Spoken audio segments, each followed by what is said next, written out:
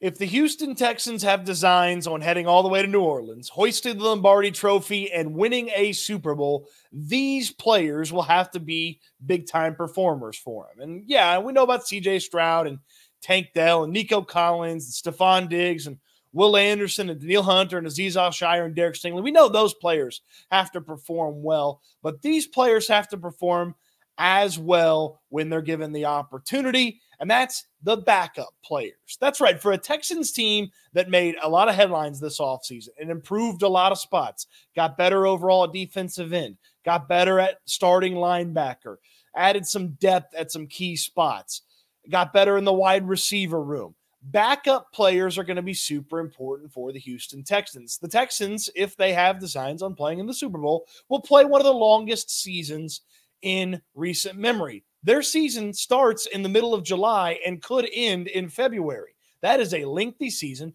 You'll need more than just your starting 22, 24 players, however you want to phrase the starters, because, of course, slot cornerback and slot wide receiver kind of feel like starters at this point. You'll need some backups, but which backup do you focus on? You're not going to focus on every single backup in just one video, but there's too many to choose from just to pick one. So I came up with a little system here.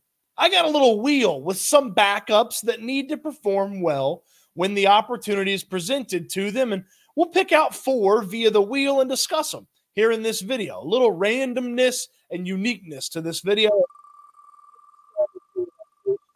Wheel spin of the video, and we're going to talk about backup offensive tackle. Now, about the Houston Texans. Titus Howard and Laramie Tunsil are the starting tackles for this team. They're both on track to play in training camp, according to D'Amico Ryans when he talked before the Texans went on their summer break. Both had off-season knee surgeries, things to clean up.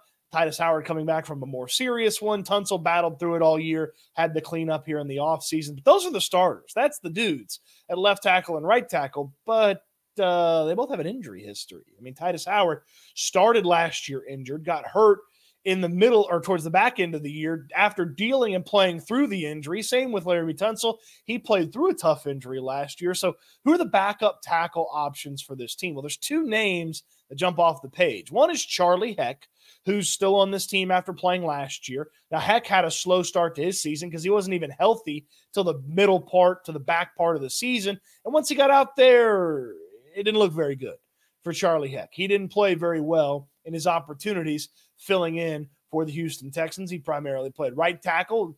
George Fant ultimately was back in there at the right tackle spot. But Heck also didn't have a real offseason last year. He had an injury that he was coming back from that kept him coming back from that injury all the way into the season. And then once he finally got healthy, the play was just okay. He was trying to catch up. It was bad most of the time.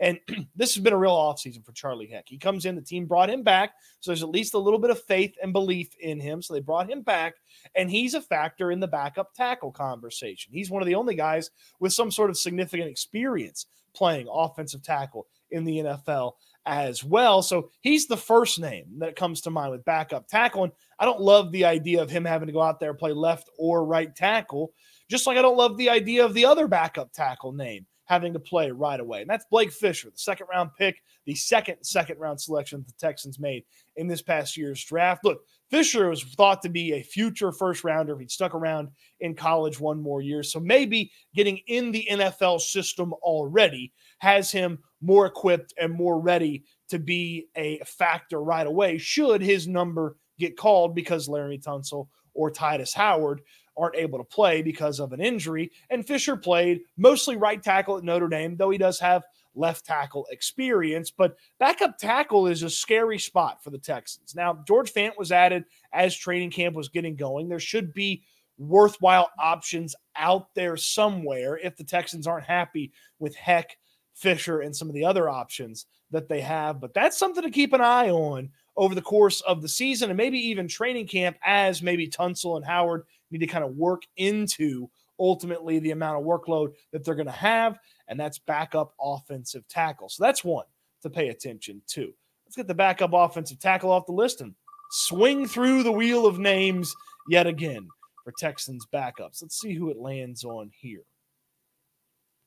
Okay, Jamal Hill, the rookie linebacker out of Oregon. Hill's a very interesting player. He's a late-round pick, and typically late-round picks, there's not a lot of juice to them. There's not a lot of oomph to their addition to the team, and certainly not a safety-turned linebacker that played in the Pac-12, which is an okay conference, but he didn't always face incredible competition. But Hill's coverage ability and the athleticism that he brings to the table make him a very intriguing, specialized linebacker, as well as a special teams player and potentially a special teams ace. Now, we'll talk about the linebacker situation first. The Texans play a lot of two linebacker sets, and that'll primarily be Azeez Al-Shaair and Christian Harris. And then I would think that Henry To'oTo'o is in the conversation as a backup. Jake Hansen is still on this team. And then the two Phillips at linebacker, Jacob Phillips and Delshon Phillips,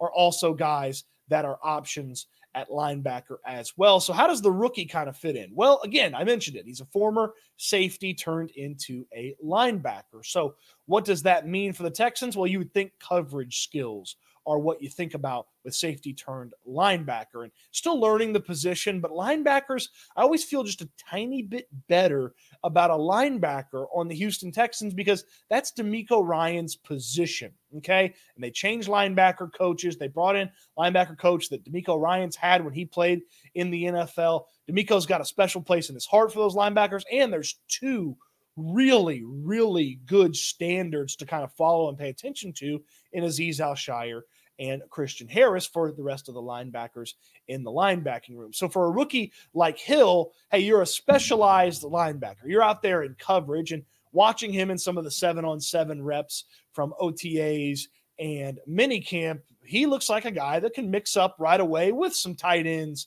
some slot wide receivers, maybe some running backs out of the backfield as well, and go out there and cover some of those players. Now, special teams wise, having played safety, having played linebacker, and having the level of athleticism that he does have, Jamal Hill is a very intriguing special teams player, not only on punts, but the new ways for kickoffs. He's a player that maybe with play recognition from his safety days can see things developing. Same with the linebacker spot as well. His physicality could be useful in taking on blockers, sealing off holes, setting the edge on special teams. He's a fun and intriguing player, especially as a rookie for this team, not as a starter really, but as a specialized deployed linebacker and a special teamer. Hill's a really intriguing backup player for this Texans team. Let's get another name here for the backups, players that have to perform for this Texans team to go where they want to go. We just talked about linebacker, and we're getting another one here in Henry To'oTo'o. I don't know if Henry To'oTo'o is for sure going to make the team, but here's what I do know. DeMeco Ryans speaks highly of players after they've got their feet wet with 1 year in the NFL. He doesn't love the draft process. I don't know that any coach or GM loves the draft process, how focused guys are on workouts and interviews, and they're not really doing football stuff. But Henry To'oTo'o, now a year in a NFL locker room and an NFL system, learning about the defense, getting deeper into it. I mean, they trusted him at different times with really important aspects of this defense last year as a rookie. The athleticism is not always there for Henry To'oTo'o. Sometimes he comes off a little bit slow. Sometimes he looks a little bit small. But between the ears, To'oTo'o can hopefully be an extension of DeMeco Ryans on the field, at least understanding where everything needs to go, what it needs to look like, and picking the brain of Azeez Al-Shaair will be really important for To'oTo'o, because Al-Shaair is another guy that had to prove his worth and prove his mettle, and part of it is between the ears. He knows what it's supposed to look like. He's been with DeMeco Ryans and been in that system that the Texans are running on defense for a few years now in his NFL career. And To'oTo'o, heading into his second year, hopefully has a deeper knowledge of the system and has an ability to execute that when he is on the field, maybe in 3 linebacker sets, maybe as a guy that's spelling someone who needs a breather, someone who just taps out for a play or two. He's got to be a productive player throughout training camp to make this team. I'd say the same thing about Jamal Hill, who we just talked about as well. No guarantees for either of those guys, Okay. But if you found both of them on the roster, you could see a clear usefulness and a clear path to how the Texans would operate with those players on the roster. One more backup player for you. Let's just have the wheel decide for us that final backup player of the video here. And we're going to get, this is a fun one. This is a very fun name here, Mario Edwards. And if you haven't realized who Mario Edwards is, that's okay. He's kind of flown under the radar over the course of this offseason. The Texans added him. He's a 9-year veteran. He's played in Oakland, Chicago, New Orleans, New York, Seattle, and Tennessee. He's never been super productive anywhere. Season high for sacks is 4.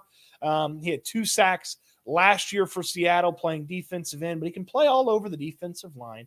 And he's a guy whose name just kind of popped up in a couple of conversations. I think it was Will Anderson just kind of brought him up. Nick Caserio just happened to bring the name up. And this defensive line situation that the Texans have, we know 3 end spots already. For sure, no questions asked. We know that Danielle Hunter's on this team. We know Will Anderson's on this team. And we know Danico Autry is on this team. I have a sneaking suspicion that Derek Barnett is also going to be on this team because he played well after the team claimed him off of waivers last year, and then they brought him back this offseason. But there should be opportunities to stick around in the defensive line room, either as a tackle or an end or as a hybrid guy that can play a little bit of both. When you need to get on the depth chart, you can play a little bit of both. That helps out with Edwards. Edwards is a guy that's a veteran, been around the league, played in a bunch of different defenses, hopefully picks up the defense quickly, and is a guy that maybe you don't see his name a lot, but if somebody's banged up for a quarter or banged up for a couple of weeks and Edwards gets a couple of more snaps, you feel okay about him getting in there. Look, this conversation about backup players, this conversation about any sort of player that's not a starter that makes the field is because late in the year, when they got to Baltimore, they were missing a ton of people, and the depth of this team was not where they wanted to be. D'Amico Ryans mentioned it specifically this offseason. They've done a much better job of addressing the depth, and there are 4 depth pieces that we just talked about that could be useful players here throughout the 2024 season for the Texans. What say you? Did you like the wheel of names picking our players for the day? What'd you think of the 4 players that we talked about here? And do you believe they could be key backups, useful players in the course of the 2024 season? Let me know in the comment section down below as well. Subscribe to Houston Football if you haven't. It's where I do all my writing about the Houston Texans. Free content always on the site, but the paid subscribers get the most. And if you sign up now and through the yearly subscription, you'll be signed up through all of training camp. Reminder, I'll be at every training camp practice, giving you the observations after every training camp practice. Only a handful of those open to the public. I will fortunately get to bring you coverage from every single practice that the Texans have when training camp rolls around in the middle of July. So check out Houston Football in the link in the description down below. Appreciate you. Hope you enjoyed the video. Thanks for watching. I can't wait until we talk Texans, starters or backups, again soon.